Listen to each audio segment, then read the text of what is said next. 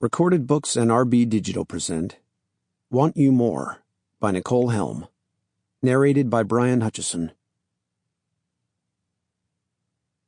Chapter 1. Tori Appleby had fallen in love with Gracely, Colorado, almost from the moment her Jeep had driven over the boundary. It was gorgeous, for starters. Settled into a valley where mountains bracketed either side, craggy, snow-peaked sentries that seemed to look out over the tiny Colorado town. She'd felt protected, which was overly fanciful and unlike her, but she'd liked it just the same. She'd lived in a lot of beautiful places, and they all held different pieces of her heart. From a never-ending wheat field in Kansas to the poshest resort in Vail or Telluride, she'd always found ways to appreciate the land around her.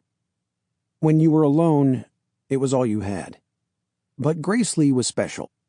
Back in college, when the Evans brothers and Sam Goodall had been her best friends, when they'd planned a future business endeavor together, Brandon and Will had spoken of Gracely like it was the center of the universe.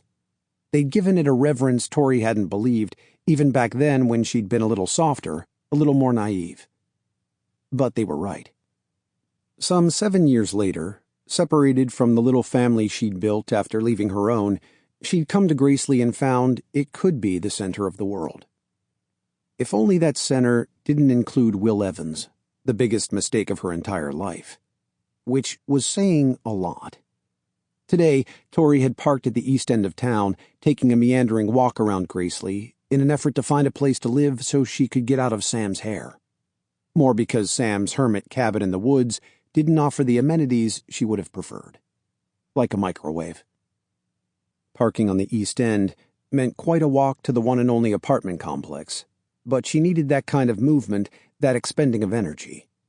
Because she decided to stay, which meant somehow, some way she had to forget about everything with Will and a past she'd let dictate her life for far too long. Sarge obediently trotted at her side as she walked at a brisk pace, her German shepherd keeping up with her easily despite his age. Her pet the one constant of the past decade. Before she reached the apartment complex that had been her destination, Tori got distracted by a row of shoved-together houses, many with for sale or for rent signs.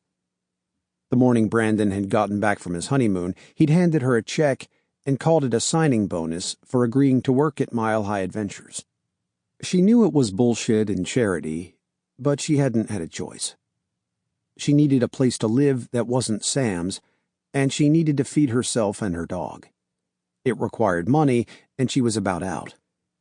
2 months of unemployment had completely depleted her savings, meager as it had been, since she'd been focused on sending money home to her parents before Toby had ruined her. Still, no matter how damn weird it was to be here, with Brandon and Sam offering her a job with Mile High Adventures, no questions asked, and Will acting like he wished she'd never been born, she'd come to a realization in the past few weeks of haunting Gracely. She belonged here. Gracely was perfect. Mile High was exactly what she dreamed it could be when she'd been in college with the boys. She stood at the corner of 2 streets, one that would lead to the apartment complexes, once she walked past the row of houses. The first house was a cute little green structure. It was one of the few houses without a sign in the yard. It struck Tori as sad that so many people were giving up on this pretty little mountain town. Clearly, this was something of a mass exodus with so many signs. Of course, if there were this many houses for sale or lease, maybe a house was financially feasible. She'd never had a house before, and she wasn't sure she wanted to buy one right this very second, but it would be nice to have somewhere kind of isolated and her own, instead of another bland apartment where she had to listen to people stomp around all day or complain about her having a dog. She walked down the street. The house next to the green one on the corner was a pretty buttery yellow.